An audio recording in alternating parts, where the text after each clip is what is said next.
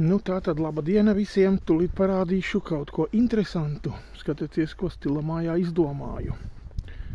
Skatieties visi un nepārslēdzaties, kā mēs teiktu.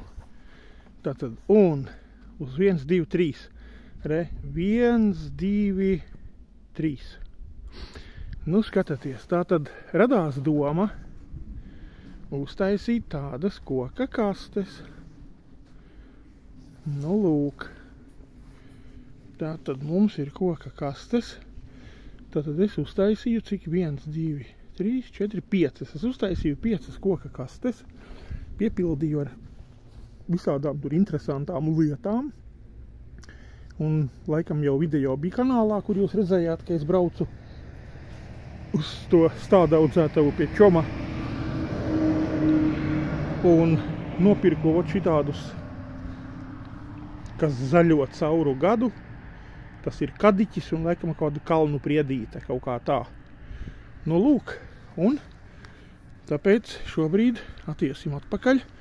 Man jau dikti patika. Redziet, ārā, piemēram, būs sniegs ziemā, jā. Nu, varbūt kastes būs apsnigušas, bet tie zaļumiņi ir ārā un viņi zaļos. Lūk, kadiķīši un kalnu priedītes. Tā kā puiša meitenes, man jau liekas, kad šitie te,